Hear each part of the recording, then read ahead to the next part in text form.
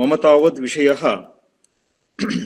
पिट्फाल्स् of western इंडालजी इति। भारतीयकाध्ययने पाश्चात्यपद्धतिभवानि अवद्यानि इति मदीय प्रवचनस्य शीर्षिका भवति। जानन्ति सर्वे भवन्तः यत् शतमानद्वयाद् पाश्चात्यैः अस्मदीय संस्कृतेः अध्ययनं क्रियमाणमस्ति इति। अहं तावत् मध्ये मध्ये आङ्ग्लभाषायाम् अपि प्रयुनज्मि, संस्कृतभाषया अपि तदा तदा वक्तुं शक्यते। एवञ्च भारतीयकम् इत्युक्ते भारतान् सम्बद्धं भारतानां विषये यत् प्रस्तुतं तत् सर्वं भारतीयकम् इति मत्वा तत्र भारतीयविषये वस्तुतः यद्यत्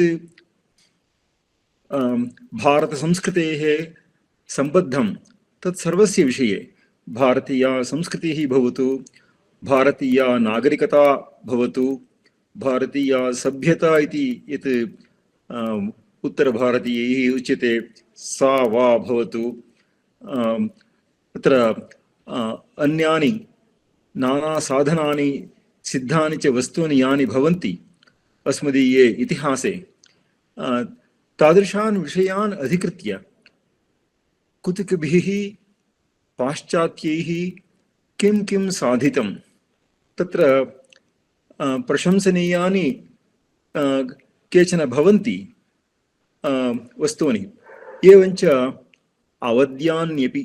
अवद्यं नाम दोषः।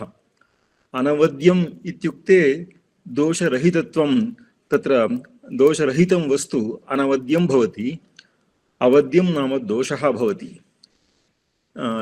यत् वाच्यं भवति इत्युक्ते अत्र वाच्यत्वम् अस्ति इति, निन्दनीयं किमप्यस्ति इति वाच्यशब्दस्य सः अर्थः।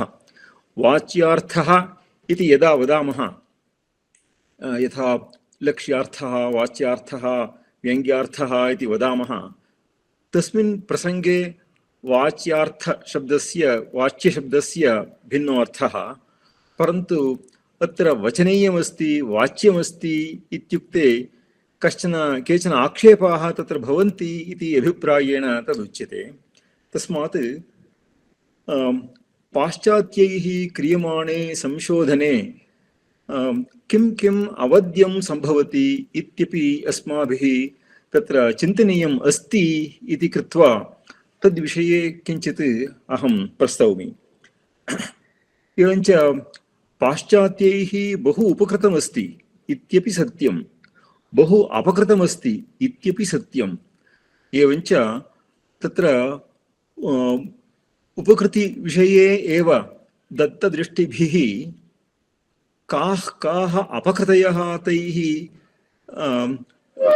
कारिताः कृताश्च इति तत् न स्पष्टं सम्यक् ज्ञायते।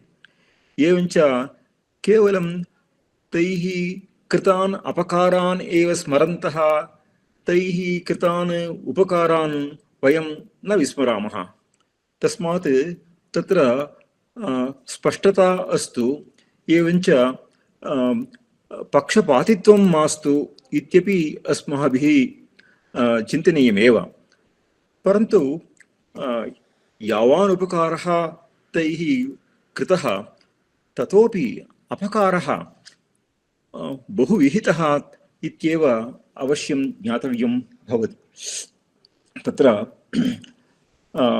अस्मिन् क्षेत्रे मया किञ्चित् कार्यं कृतमेव, पुरैव कृतम् अस्ति। तत्र इन्फिनिटी फौण्डेशन् इण्डिया इति अनया संस्थया प्रचालिते कार्यक्रमे अहं भागम् ऊढ्वा तत्र कान्फरेन्सस् इत्यादि बहु मया तत्र कारितं मया. I was the coordinating director, and some 5 conferences were done by me. So in which a number of scholars and participated from all over the country and even from other countries. तत्र स्वदेशीयैः विदेशीयैः अपि विद्वद्भिः नानापत्राणि मण्डितानि. तेषु च सर्वेषु एक एव विषयः प्रस्तुतः आसीत् अस्माभिः, यत् पाश्चात्येषु विद्वत्सु सत्सु बहुष्वपि एकस्य कार्यम् अधिकृत्य तत्र परिशीलनं करणीयम् इति चिन्तितमासीत्. तत्र स्थालीपुलाकन्यायः इति कश्चन वर्तते किल, तद्वत् यं कञ्चन तत्र विद्वांसम् अधिकृत्य तत्र नानापत्रिकाः तत्र पुरस्कृताः. तत्र तेषु विद्वत्सु मूर्धन्यः यः परिगणितः, मूर्धन्यत्वेन परिगणितः यः भवति, तस्य चिन्तनानि कीदृशानि इति परिशीलयितुम् अस्माकं तत्र प्रयत्नः कृतः. तत्र प्रधानमल्लनिबर्हणन्यायः इति वर्तते किल, तस्मात् सत्सु बहुषु मल्लेषु यदि तेषां मध्ये यः प्रधानः भवति तस्य निबर्हणं यदि भवति तर्हि सर्वेपि तत्र निबर्हिताः इत्येव इति तात्पर्यतः इति भवति इति कृत्वा तेषु अत्यन्तप्रधानः कः,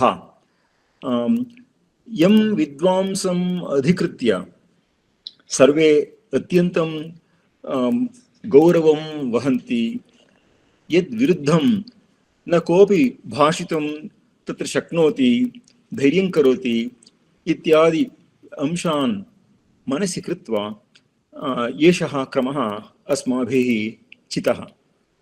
तत्र तादृशः विद्वान् नाम शेल्डन् पोलाक् इति. तस्मात् तस्य विषये तेन यद्विहितं तस्य परिशीलनं कर्तुं बहवः विद्वांसः आहूताः. यथा मया उक्तं पुरा, स्वदेशीयाः विदेशीयाश्च विद्वांसः तत्र भागमूढ्वा तस्य लेखनेषु नानापत्रिकाः तेनापि तत्र तत्र पुरस्कृताः. तेषु पुस्तकेषु अनेकानि पुस्तकानि तेन रचितान्यपि सन्ति. एवञ्च तादृशेषु सत्सु अस्माकं कीदृशी उपकृतिरपकृतिर्वा सञ्जाता इति विशेषतश्च अपकृतिः कीदृशी सञ्जाता इति तत्र परिशीलनम् अस्माकम् उद्दिष्टम् आसीत्. तस्मात् तस्मिन् सन्दर्भे कश्चन श्लोकः मया विरचितः, यत् अज्ञोऽसि यदि नाध्येषि पाश्चात्यविदुषां मतं, भ्रान्तोऽसि यदि चाध्येषि पाश्चात्यविदुषां मतम् इति. यदि पाश्चात्यैः किं किं विहितं भारतीयसंस्कृतेः विषये इति कश्चन किमपि न ज्ञातवान् अस्ति तर्हि सः अज्ञ इत्येव परिगण्यते. तैः बहु कृतमस्ति. तत्र तेषां क्रमः सम्यक् अभिनन्दनीयः किल. कीदृशः क्रमः इत्युक्ते रिसर्च् इन्स्टिट्यूशन्, संशोधनसंस्थाः बह्व्यः तैः स्थापिताः सन्ति. पाश्चात्येषु सर्वेषु देशेषु प्रायशः सन्ति, तत्र प्राचुर्येण भवन्ति तत्र. एवञ्च संशोधनसंस्थास्थापनम् इत्येकः क्रमः. अपरश्च क्रमः तदा तदा सम्मेलनं, तत्र तस्य व्यवस्थापनं, सम्मेलनानां व्यवस्थापनम् इति द्वितीयं। सेमिनार्स्, वर्क्शाप्स्, कान्फरेन्सस् इत्यादिकं कृत्वा तत्र कार्यशालाः, काश्चन विचारगोष्ठ्यः, काश्चन सम्मेलनानि कानिचन इत्यादिकानि तैः सम्यक् व्यवस्थाप्यन्ते इति द्वितीयः अंशः। तृतीयश्च अंशः तैः जर्नल्स् इति अड्वान्स्ड् जर्नल्स्, है लेवेल् जर्नल्स्, अकाडेमिक् जर्नल्स् इति यदुच्यते शैक्षणिक तत्र पत्रिकाः याः भवन्ति तेषां चालनं, तासां चालनम् इत्यादिकं तैः क्रियते. So this is another step. So instituting journals for the sake of certain specialized branches of knowledge. विशिष्टाः ज्ञानशाखाः अधिकृत्य ताः पत्रिकाः व्यवस्थाप्यन्ते.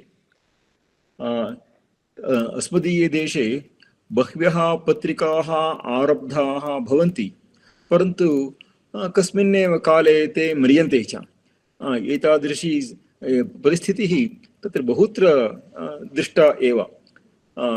काचन पत्रिका कियत्कालं प्रचलति, पश्चात् सा नश्यति. एवञ्च मेंटेनिंग ए हाई स्टैंडर्ड, तत्र पत्रिकानां स्तरः अत्युच्चः कथं भवेत् इति विषये अपि ते दत्तावधानाः. अस्मदीयपत्रिकासु तदा तदा तत्र पेलवानि लेखनानि भवन्ति, तथापि तत्र हाई स्टैंडर्ड इति नोपलभ्यते. तस्मात् तैः एतादृश्यः व्यवस्थाः ज्ञानवर्धनार्थं सम्यगेव तैः स्थापिताः सन्ति. तस्मात् एतादृशविषये तैः यत् क्रियते तस्य अनुसरणम् अनुकरणञ्च अस्माभिः अवश्यं कर्तव्यमेव भविष्यति. तस्मात् तैः तादृश्यः व्यवस्थाः बह्व्यः विधीयन्ते, सम्यगेव विधीयन्ते इति कृत्वा तेषां ईदृशानां कार्याणां परिशीलनं, ततश्च अस्माकम् अध्ययनसंवर्धनम् इत्यादिकम् अवश्यं करणीयं भवति. तस्मात् ईदृशेषु विषयेषु अनुकरणं पाश्चात्यानाम् अस्माभिः अवश्यं करणीयम्. एवञ्च तत्र ग्रन्थानां पाण्डुलिपयः भवन्ति, तेषां संरक्षणम् इत्यादि विषये तैः बहुकार्यं बहुभिः शतमानैः एव क्रियमाणमस्ति. तस्मात् तत्सर्वम् अस्माभिः तत्र अनुसन्धेयम् अनुविधेयञ्च भवत्येव. परन्तु एतस्य सर्वस्य प्रक्रमस्य आरम्भः कदा जातः, कुतश्च जातः इत्यपि अस्माभिः अवश्यं परिशीलनीयम्. कदा आरब्धं तैः ईदृशं कर्म इति, एवञ्च कुतश्च कृतं तैः, कुतः प्रक्रान्तं तैः अस्मद्देशीयविषयाध्ययनविषये कं प्रयोजनम् अधिकृत्य. तस्मात् तत्र तेषाम् उपक्रमः किमुद्देशकः इति, कः तस्य उद्देशः, कः तत्र प्रयोजनं तैः किं प्राप्तं. नाकस्मात् चाण्डिली मातः इत्युच्यते किल, तस्मात् अप्रयोजकं कार्यं कोऽपि न करिष्यति. तस्मात् तैः किं किं लब्धम् एतादृशकार्यकरणेन, अस्मद्देशीयं विषयं तत्र सम्यक् अधीत्य तैः किं साधनीयम् आसीत् इति. साधारणेन एवम् उत्तरं भवितुमर्हति यत् पाश्चात्याः सर्वेषु विषयेषु कुतूहलिनः, तस्मात् तेषां सा कुतुकता एव तान् इत्थं प्रेरयति एतादृशकार्यस्वीकरणे इति एकमुत्तरं तावदस्त्येव. परन्तु तावता सर्वं विवृतं न भवति. तत्र अन्यानि तत्र लक्ष्याणि तेषां भवन्त्येव. तस्मात् तानि लक्ष्याणि मनसि कृत्य ते एतत् सर्वं कृतवन्तः इत्येव अस्माभिः ज्ञातव्यं। प्रयोजनमनुद्दिश्य न मन्दोऽपि प्रवर्तते। एतादृश्यां परिस्थितौ यदि पाश्चात्येषु धीमन्तः अस्मिन् कार्ये अत्यन्तं व्यग्राः आसन्, सन्ति च, भविष्यन्ति च इत्युक्ते कं प्रयोजनम् अधिकृत्य तैः एवं क्रियते इति तत्र प्रेरणा कीदृशी, फलापेक्षा कीदृशी, अस्य चालकाः अंशाः के के इत्यपि अस्माभिः अवलोकनीयं भवति, अवधेयं च भवति। एवञ्च तत्र गुणाः सन्ति चेत् स्वीकार्याः भवन्ति ते, दोषाः सन्ति चेत् अवश्यं ते हेयाः भवन्ति। यथा उच्यते हेयं दुःखम् अनागतम् इति, तद्वत् ते हेयाः भवन्ति। एवञ्च ते प्रतिविधेयाः अपि भवन्ति। तत्र एतद् अस्माकं मास्तु, एतत् अस्माकं न उपयुज्यते, नोपयुक्तमिदम् इति केवलं परित्याज्यमित्येव न, परन्तु यदि तैः कृतैः क्रमैः अस्माकं हानिः सञ्जायते तर्हि तासां हानीनां प्रतिविधानं कथं करणीयम् अस्माभिः इत्यपि अवश्यं चिन्तनीयं भवति।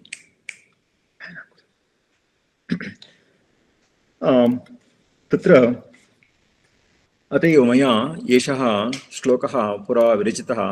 पुनरहम् एतं श्लोकं पठामि। अज्ञोऽसि यदि नाध्येषि पाश्चात्यविदुषां मतं यदि न ज्ञायते तर्हि भवान् अज्ञत्वेन परिगण्यते। भ्रान्तोऽसि यदि चाध्येषि पाश्चात्यविदुषां मतम्, एवञ्च यदि पाश्चात्यविदुषां मतं यदि सम्यक् अधीयते तर्हि तेषां निरूपणक्रमे एषः विशेषः वर्तते यत् इट् आल् सौण्ड्स् वेरि लाजिकल्, सर्वं तर्कबद्धम् एव लक्ष्यते। एवञ्च अस्माभिः तैः तर्कबद्धैः अंशैः भ्रान्तिरेव अन्ततः सञ्जायते, अस्मद्विषये एव भ्रान्तिः सञ्जायते। तस्मात् यथा अस्माकमेव अस्मद्विषये एव अस्मत्संस्कृतेर्विषये एव भ्रान्तिः सञ्जायेत, तादृशः प्रयत्नस्तैर्विहितः विधीयमानश्चास्ति। पुरस्तादपि स एव क्रमः तैः आद्रियते इति कृत्वा यदि तादृशाः प्रयत्नाः केवलं भूतपूर्वाः अधुना तु न भविष्यन्ति, भविष्यत्काले तु नैव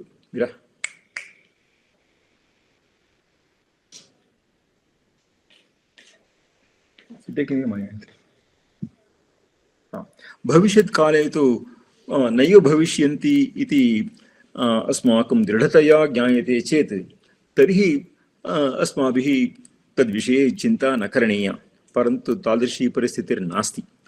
एवञ्च एतत् ज्ञातव्यं यत् पाश्चात्यैः प्रवर्तिताः शैक्षणिकसंस्थाः, academic institutions in the West,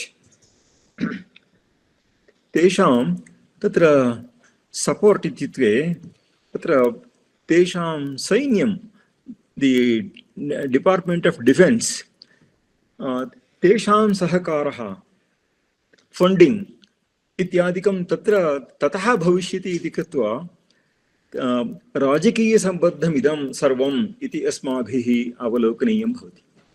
एवञ्च यदा ब्रिटिशाः अत्र राज्यभारं कृतवन्तः तेषां तत्र प्रतिपक्षभूताः के इत्युक्ते भारतीयाः नाम शान्तिप्रियाः साधारणेन। तर्हि अत्र ये राजानः स्थिताः तेषां बुद्धिस्थानभूताः अत्रत्याः मन्त्रिणः वा अन्ये वा प्राधान्येन ब्राह्मणाः आसन्। एवञ्च ब्राह्मणाः एव अस्मत्संस्कृतेः रक्षकाः आसन्। एवञ्च पाश्चात्यसंस्कृतिप्रसारणसन्दर्भे ब्राह्मणैः एव तत्र प्रतिपक्षत्वं तत्र दर्शितम्, अवलोकितं।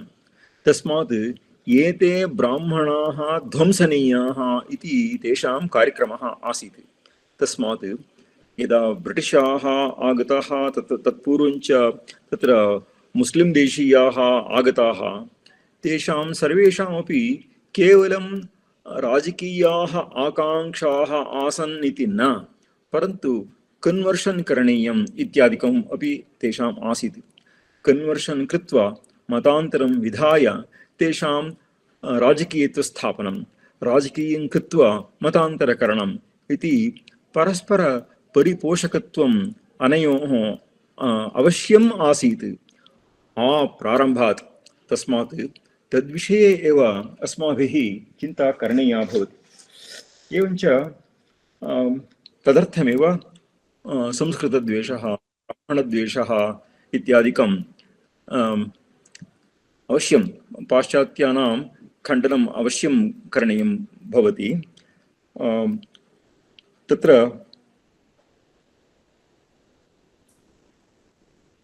मिशनरीस्, तत्र मतप्रचारकाः ये आसन्, ते एव अत्रत्यसंस्कृतेः अध्ययनम् आरब्धवन्तः।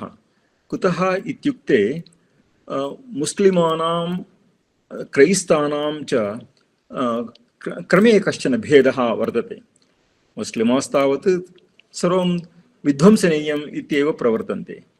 यदि कुरान् आश्रयति वा मम खड्गस्य आहुतिर्भवति वा भवसि वा इत्येव तेषां प्रश्नः, तादृशः एव क्रमः, ब्रूट् फोर्स्। परन्तु क्रैस्तानां क्रमः ततोपि सूक्ष्मः, एवञ्च सटल् मेथड्स् दे हेड्। एवञ्च ते नाम यत्र अस्माकं राजकीयप्रभुत्वं स्थाप्यते तत्रत्यानां जनानाम् आशाः कीदृश्यः, तेषां तत्र भयस्थानानि कीदृशानि इत्यादिकं सर्वम् अधीत्य तेषामुपरि सबलस्थापनं करणीयम् इति तैः चिन्तितमासीत्। बहोः कालात् आरम्भादपि both Christianity and Islam, they are socio-political religions. Essentially, they are like that. They are, both of them are congregational religions. Ityukte tada tada pratyaham va pratisaptaham va te sarve milanti. Evancha tatra militva tesham tatra आशाः कीदृश्यः, तेषां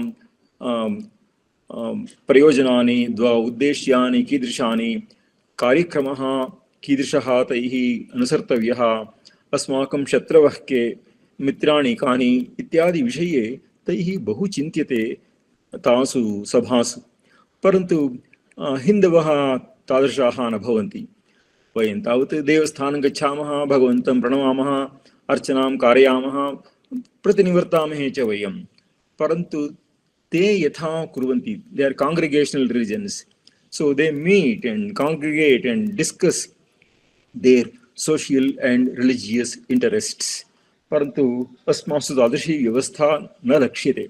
अतः तेषां planning सम्यगेव भवति इति विभावनीयम् आदौ एव अस्माभिः। परन्तु तस्य अभावात् हेतोः तैः बहु सम्यक् बहु साधितम् अभवत्। एवञ्च अस्मत् संस्कृतिविषये एषा संस्कृतिः तुच्छा, हीना, दुष्टा, क्लिष्टा इत्यादि भ्रमाणां तत्र प्रचारणं तेषाम् अत्यवश्यमासीत् स्वमतप्रचारणार्थं। तस्मात् स्वमतस्थापनार्थं, स्वमतप्रचारणार्थं च तैः भारतीयसंस्कृतेः हेळनम्, अवहेळनं बहु करणीयम् इति तेषां सङ्कल्पः सहजतया आसीत्। येषु दिनेषु कीदृशी परिस्थितिः इति सम्यक् विदितमेव भवद्भिः सर्वैः। There are 50 Christian countries and 50 Muslim countries. And how did this all happen? On account of their conversion, forceful conversion on the part of Muslims, and persuasive conversion and sabotage by Christians. इति एतदेव सञ्जातमस्ति इति इतिहासपुटेषु सम्यक् लक्ष्यते। एवञ्च यदा पाश्चात्यैः, तत्र विशेषतः यूरोपीयजनैः तत्र स्वदेशेषु दारिद्र्यमासीत्, तस्मात् ते अन्येषु देशेषु आक्रमणं कुर्वन्तः आसन्। अतः एव इङ्ग्लेण्ड् इत्युक्ते कियत् दूरमस्ति, ततश्च ते भारतम् आगतवन्तः इत्युक्ते कुतः आगतवन्तः? तस्मात् अत्र सम्पत्तिः महती आसीत् इत्येव तासां तत्र आङ्ग्लीयजनानां तेषां महती आशा तत्र अत्रत्य ऐश्वर्यं प्रति। तस्मात् ते तावद्दूरम् आगत्यापि अत्र राज्यभारं कृतवन्तः इति अवश्यं वेदनीयम्।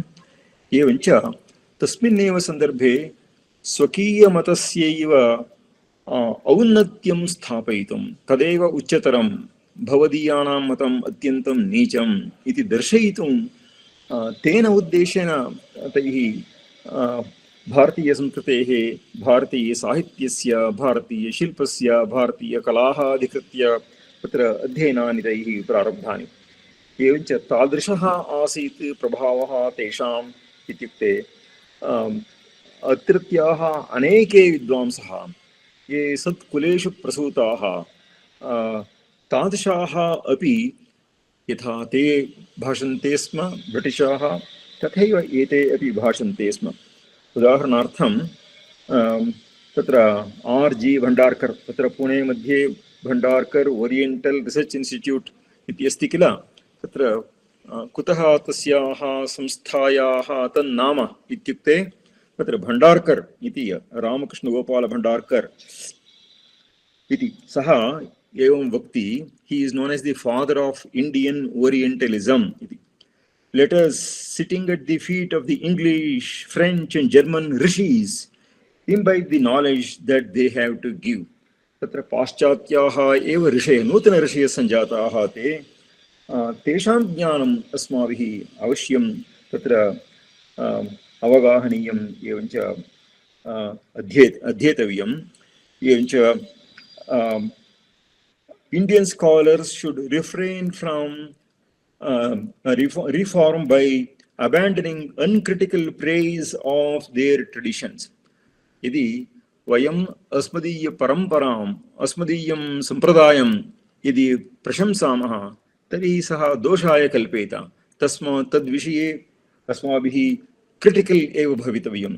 यदि अत्रत्य दोषोद्घोषणं क्रियते तर्हि भवान् विद्वान्, यदि भवान् प्रशंसति स्वकीय संस्कृतिं, नागरिकतां वा ज्ञानं वा साधनं वा, तर्हि यु आर् अनक्रिटिकल। इति क्रिटिकल अनक्रिटिकल इत्यस्य डेफिनेशन् एव, लक्षणमेव तैः विपर्यासितम्। एवञ्च कृत्वा तेषाम् उदाहरणार्थं विशेषतश्च जर्मन् देशीयाः मैक्स् मुल्लर् प्रभृतयः अस्मद्देशीय संस्कृतेः अध्ययनं कृतवन्तः। परन्तु what is their background that you must look into?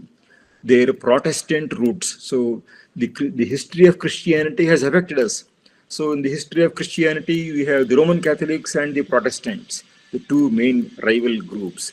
And the Protestants had utter and bitter hatred towards Roman, the Catholic religion. And therefore, that problem, they had inherited that history. And therefore, criticizing authority was their fashion. And then number two, racial prejudices. So they began to think that the British or the supreme race or the Germans or the supreme race. Actually speaking, if you look into the history of the British, they trace their origin to bandits and pirates. So they were all a set of thieves.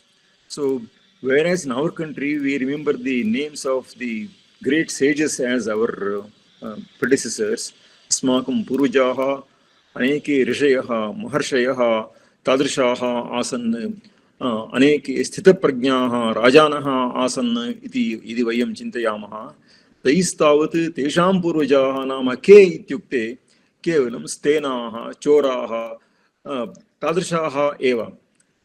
तस्मात् ते सर्वत्र अधुनापि तैः तादृशमेव कर्म क्रियते इति विषये तत्र आश्चर्यमेव नास्ति।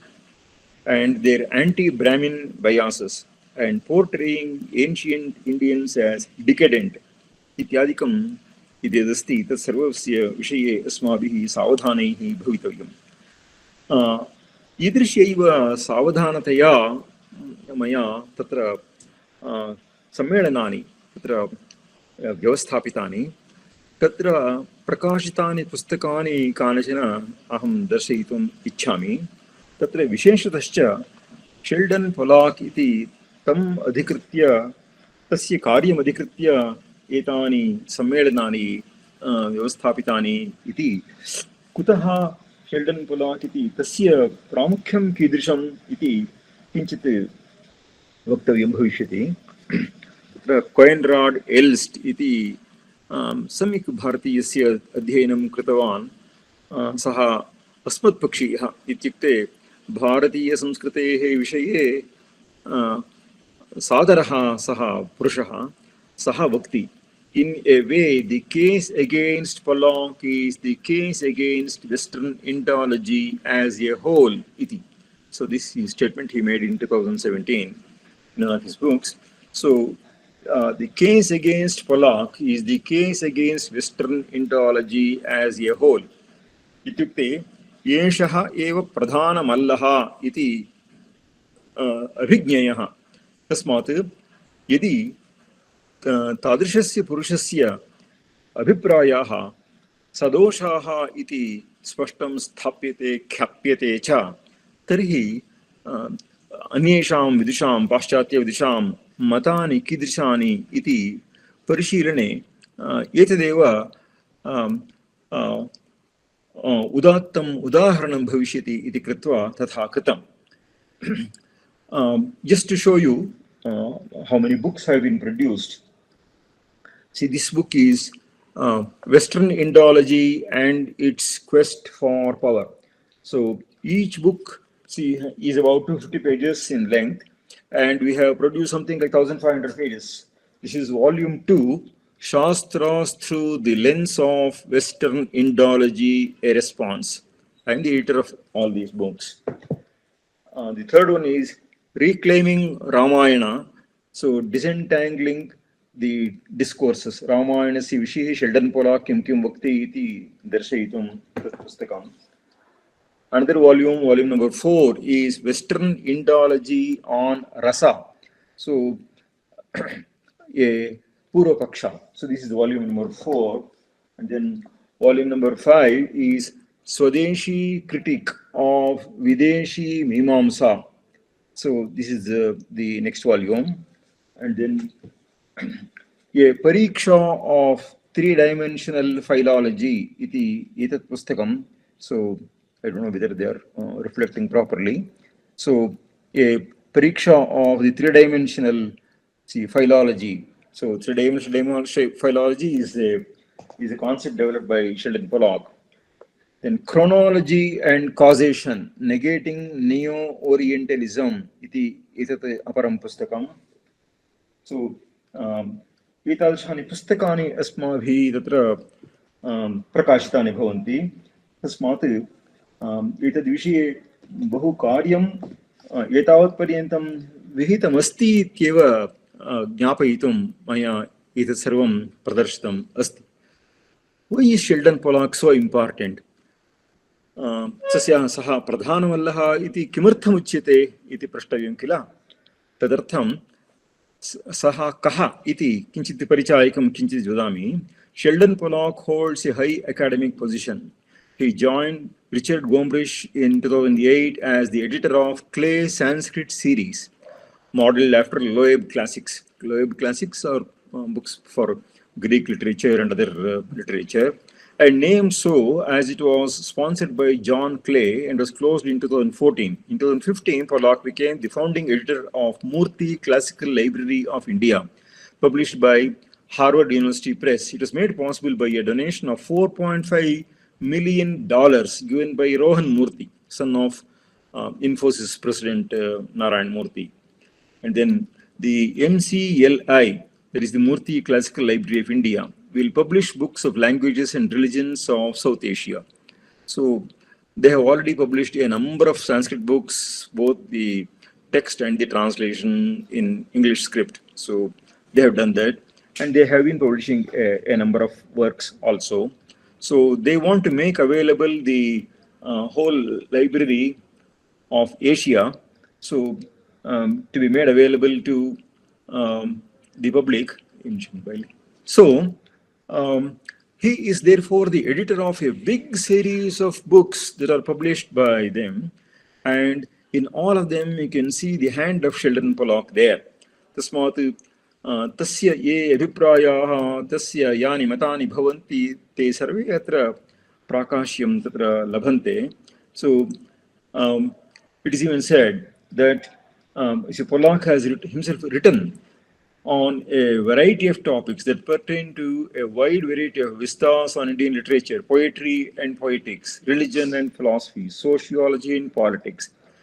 As interventionalism is a matter of right for the West, Westerners take their positions on every issue of India's past, present, and future.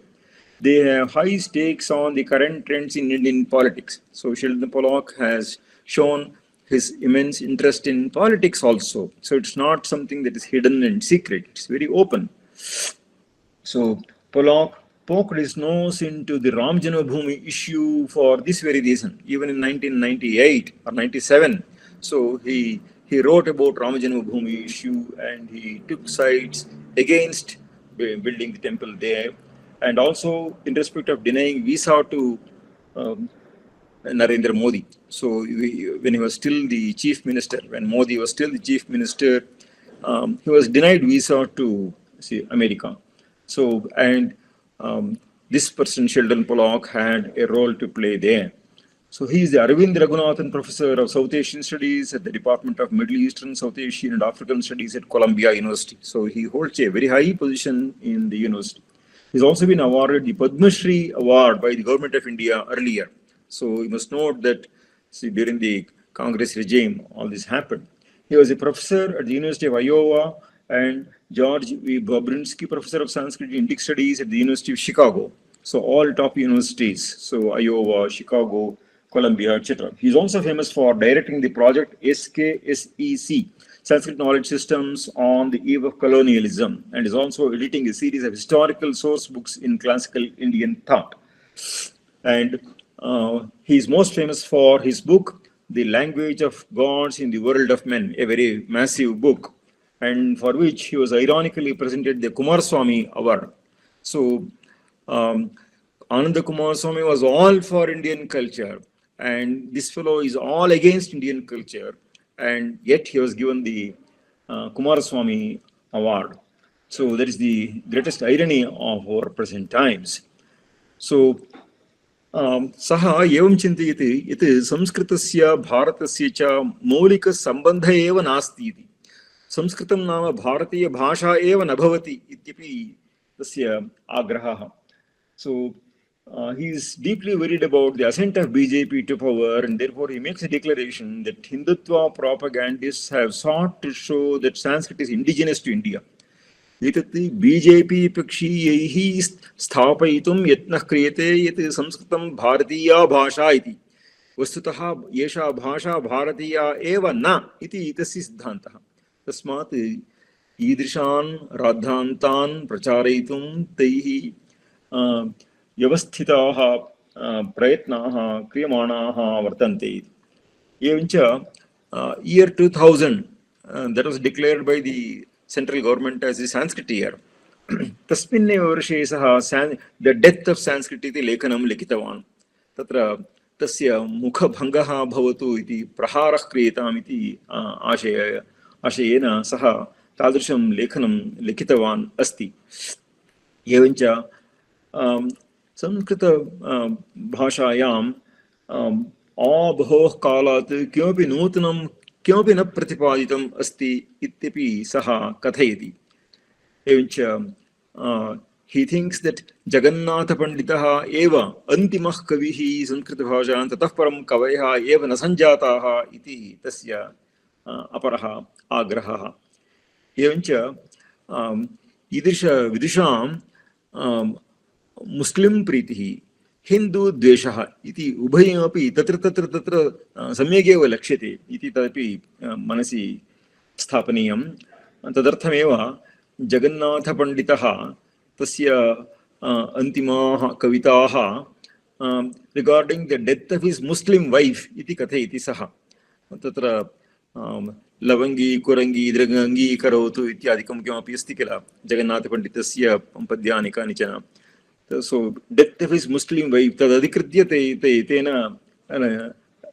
रचितानि पद्यानि अन्तिमानि इति सः निरूपयति। परन्तु ताम् अधिकृत्य यानि पद्यानि जगन्नाथीयानि इति प्रसिद्धानि तानि उदाहरणरूपेण तस्य अन्येषु काव्येषु तत्र दत्तान्येव, पूर्वमेव दत्तानि। तस्मात् अन्तिमाः कविताः ताः इति नैव वक्तुं पार्यते। परन्तु एतत् सर्वं प्रविलाप्य एषः पोल्लाकः एवं वदति।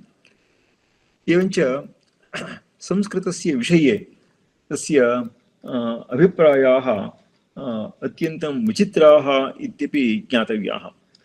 तत्र मुस्लिमैः अस्माकं ग्रन्थालयः एव दग्धाः इति वयं तत् न विस्मरामः। परन्तु सः कीदृश्या भाषया तत् सर्वं व्यपोहति एवञ्च तद् द्रष्टव्यम्। Important creative texts may have disappeared in one of the fires that periodically engulf the capital of Kashmir। तत्र काश्मीर देशे तत्रापि ग्रन्थाः ग्रन्थालयाश्च दग्धाः दाहिताश्च। यद्विषये तत्र राजतरङ्गिणी इति कश्चन प्रसिद्धः ग्रन्थः वर्तते। कल्हणेन विरचिता राजतरङ्गिणी एका, एवञ्च श्रीवरः इति कश्चन, तस्य ग्रन्थस्यापि नाम राजतरङ्गिणी इति। तस्मिन् ग्रन्थे सः स्पष्टं वक्ति सेकन्धरधरानाथः यवनैः प्रेरितैः पुरा पुस्तकानि च सर्वाणि तृणान्यग्निरिव अदहत् इति। कथं ग्रन्थालयस्यैव दहनं विहितं तेन इति तत्र सम्यगेव स्पष्टतया एव निरूपितमस्ति। परन्तु एषः फैर् आक्सिडेण्ट्स् इति तावदेव वदति। यदि तत्र अमेरिकादेशे 9/11 सञ्जातं किल, तदपि केवलं फैर् आक्सिडेण्ट् इति कश्चन वदति चेत् तेषां प्रतिक्रिया कीदृशी भवेदिति अस्माभिः लक्षणीयम्। एवञ्च तत्र एकस्मिन् पुस्तके तावत् संस्कृत एण्ड् नासिसम् अनयोः सम्बन्धः महान् इति दर्शयति। नासिसम् इत्युक्ते विश्वेतिहासे अत्यन्तं क्रूराः तत्र घटनाः सञ्जाताः, मनुष्याणां सजीवं दहनम् इति। तत्र लक्षाधिकाः जनाः तत्र ज्यूस् विषये, फालोयर्स् आफ् जुडायिसम् ज्यूस्, सो तेषां विषये जर्मनीयानां तत्र द्वेषः, निष्कारणद्वेषः तैः प्रदर्शितः, यत्र बहवः एवं ध्वस्ताः अभवन्। Now, what Sheldon Pollock does is, he says that the whole of Nazism, which led to this Holocaust and the burning of Germans, was inspired by Mimamsa. Saha Mimamsa Shastram samyak adhitavan eva Sheldon Pollackah. Parantu Mimamsa Shastradhetoreva tesham tatha dahanam sanjatam iti saha nirupayitum prayatate. तथात्वे अस्मदीये देशे एव तादृश प्रसङ्गाः सम्भवेयुः किल। न केचन तत्र तादृशाः प्रसङ्गाः सञ्जाताः इत्युक्ते तत्र कथं भवति इत्युक्ते तत्र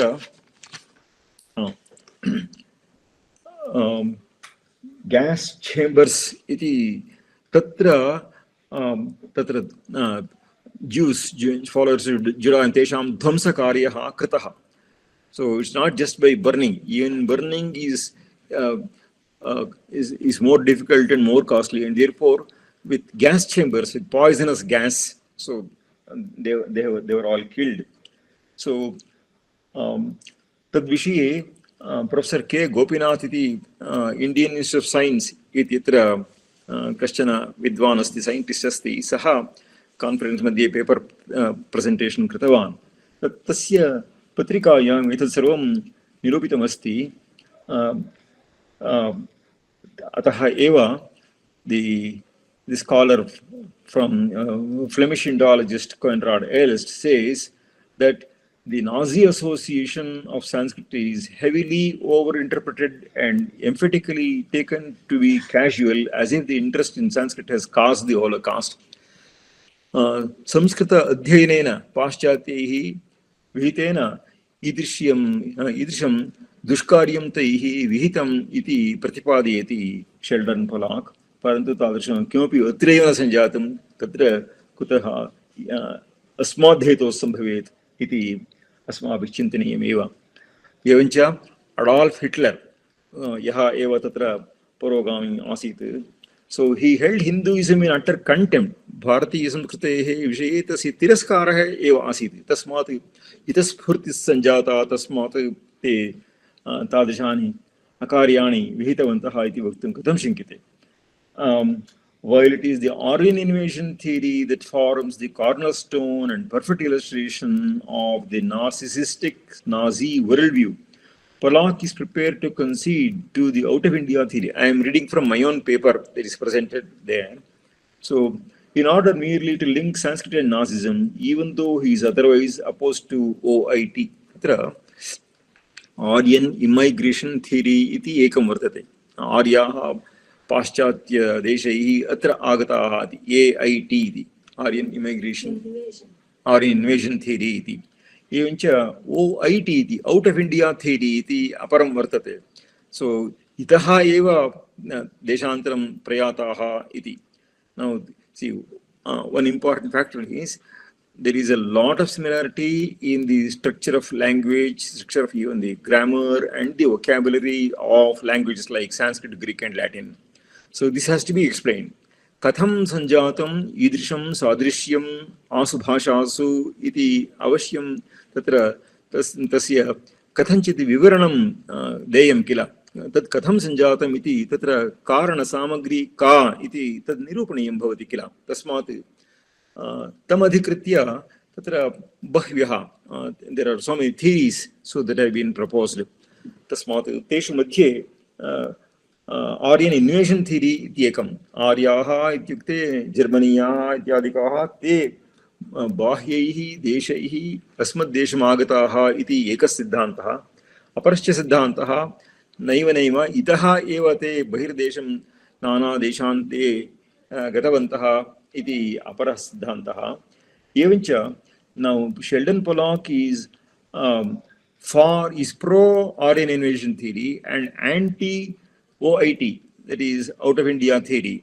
Parantu Nazism tatra saha eva atyanta mahan doshaha sanjataha iti tatra aparadha parampara tatra sanjata iti tasya sarvasya hetubhutam idam mimamsa shastram iyam samskrita bhasha iti tasya agraha tat kathanchit chalena tat sadhaneyam iti saha prakramate, and therefore he is rather prepared to accept out of India theory.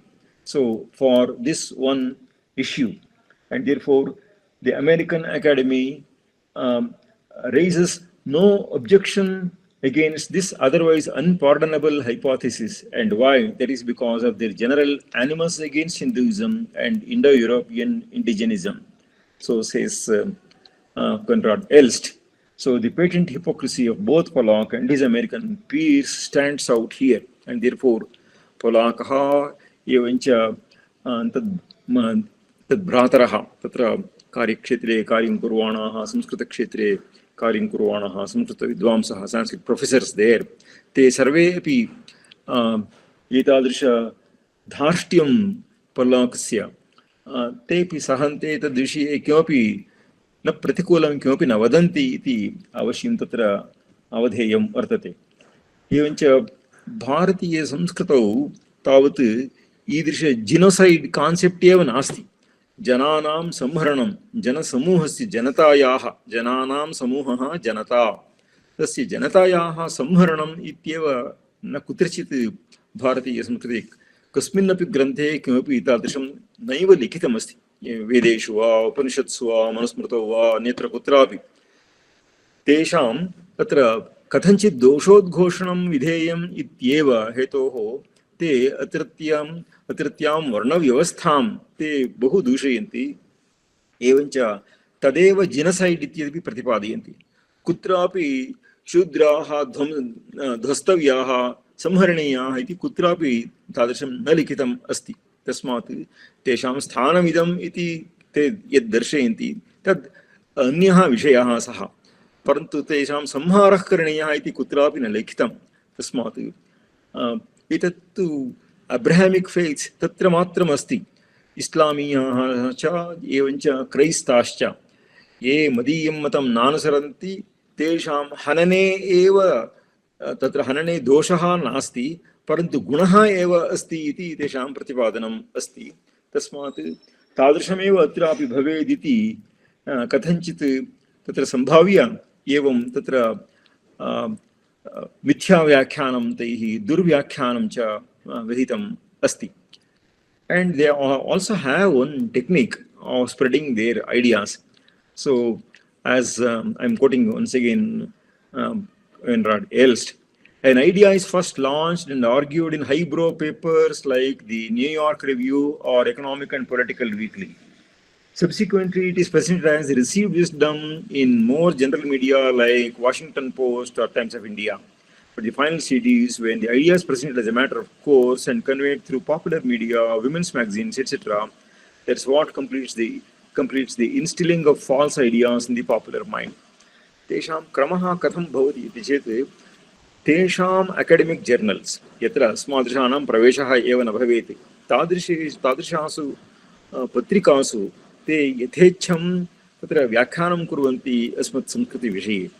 तत्र अकाडेमिक् journals मध्ये यद्यद् भवति तदेव पश्चात् एन्सैक्लोपीडिया तत्र प्रवेशं करोति। सो एन्सैक्लोपीडिया Britannica, एन्सैक्लोपीडिया Americana इत्यादिकम् अस्ति।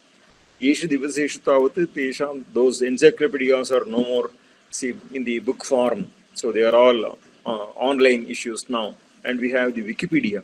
So those ideas come into the Wikipedia, and from the Wikipedia into our textbooks, and from textbooks to popular articles in our newspapers and magazines, and people will come to believe whatever is printed there. So, and with the names of some big scholars involved and so on. Tasmat, this is the way in which they are spreading their idea. So, what we study in our books and in schools is all a result of what the Westerners have first planned and written in their academic journals. So, from the journey is from their academic journals to encyclopedias and today even Wikipedia.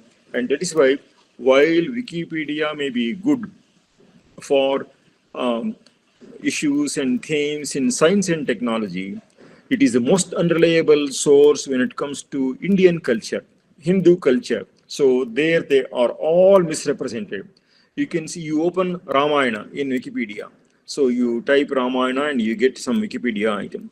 You go through that, you will find that there is not a true Hindu scholar who is quoted there. They quote only Westerners or their Manasaputras who are working as their agents here. Persons like, say, P.L. Bhargava, M.A. Mehendale, so, or D.D. Kosambi, or Romila Thapar. So all these are their chelas. So they get a lot of money from them and they dance to the tunes of Western Indologists, and it is their opinions that are quoted there in Wikipedia articles, and therefore Wikipedia is the most wrong source to look into for material regarding Indian culture. And even so, there is one newspaper called The Hindu. It should have been named perhaps The Anti-Hindu. So that newspaper, it's a communist magazine. It's a communist newspaper. Yeah. So there are many newspapers like that. So, or their own magazine called The Heritage or Caravan. All these magazines are anti-Sanskrit, anti-Hindu, and therefore they all misrepresent, and they all get their ideas from these Western journals and Western encyclopedias and so on. So I have said much about these things, that is to say the pitfalls there. So in the Western approach, I'll speak a few words in English so that I can quickly finish. So in one of our publications, so the question of the death of Sanskrit and the death of Indian philosophy by 15th century, that has been tackled. So Sri Satyanarayana Dasa has written an article in which he has shown that the number of philosophical authors, so see from 17th to 18th century, so it runs to more than 6,000. So there are nearly 7,000 philosophical texts that have issued in that period only. So, and from the 19th to 20th century. So this shows that their claim is totally wrong. Now, Sheldon Pollock says, government feeding tubes and oxygen tanks may try to preserve the language, Sanskrit language, in a state of quasi-animation, but most observers would agree that in some crucial ways, Sanskrit is dead. So, my friend Dr. Jayaraman Mahadevan has shown so that it is totally false, and he has produced a lot of statistics to show that that is not the case, and how there was a wholehearted support for studies in Sanskrit through pathshalas, etc., through public funding, not depending upon the government, and so on. And therefore, the views of Sheldon Pollock are all totally baseless. Similarly, Sheldon Pollock tries to say that Sanskrit grammar became so well developed because there was connected with politics, and kings were all great grammarians, or they supported grammar, and so on. Now, if you look into Panini or Patanjali, you don't get the mention of any name of any king. So one student of mine by name Dr. Soumya Krishnapur has looked into all his comments on Sanskrit grammar and has shown that all his claims are baseless. So most of them are totally concocted, and a few of them are high exaggeration of trivial facts. So, for example, a king, there is a prashasti regarding a king called Shastra Sukshmartha Vedi, and Pollock says Shastra means, of course, Vyakarana. So who can say that Shastra, there is only Vyakarana is a Shastra and no other Shastras are there? So therefore, we see that these are all distortions. So he says, if if the people are ignorant of Sanskrit, that is better for the rulers, and therefore kings were good, sound scholars in Sanskrit grammar, and they saw to it that the general people do not learn the language. There is no such blockage. So people did what they actually needed to do. So it's only the persons who had to do some high intellectual work that needed Sanskrit. Otherwise, people were happy using their own languages. And therefore, it's only for scientific pursuits that Sanskrit had to be studied. And therefore, there is no truth in his claim like that. So there are a number of issues. So the India's enemy number 2 can be Wendy Doniger O'Flaherty. Actually, we had intended to conduct a series of conferences on her writings also. So, but somehow that did not come about due to various circumstances. And in these volumes, you can get a lot of material. I would also suggest one or two other volumes. So this one is, Vishwa Odluri and Joydeep Bagchi. So they have written a very beautiful book called The Nay Signs. So published in 2014. So it's a history of German Indology. And again, the same two authors have written Philology and Criticism, a guide to Mahabharata textual criticism. So in that book, they have discussed the ins and outs of the Mahabharata critical edition and the Westerners' take on them, and so on. I can also recommend this book of Vishal Agrawal, The New Stereotypes of Hindus in Western Indology. So in this book, so this is also a very interesting book. So in this book also there are numerous issues that have been discussed. and it will be very helpful to look into these to show how Westerners have been distorting everything Indian and so on. So anyhow, there are many such things that can be shown and discussed. So I think I should bring my talk to a halt. So it's 2:48 now. So if you have any questions, you may ask me. So तत्र प्रश्नोत्तरस्य कालः अयम् इति अहं मन्ये. तत्र वक्तव्यं बहु वर्तते, तथापि एतावता तत् पर्याप्तमिति मत्वा, उदाहरणार्थं चरकसंहितायाः विषये, आयुर्वेदस्य विषये, अर्थशास्त्रस्य विषये च तत्र एतेन शेल्डन् पोलाक्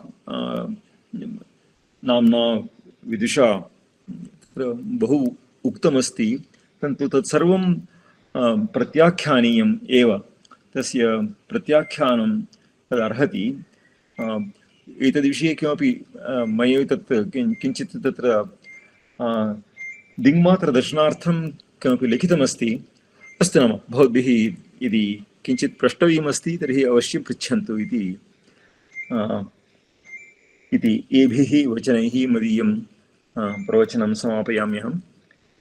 अत्र अवकाशं दत्तवद्भ्यः मदीयाः कृतज्ञताः. नमस्काराः.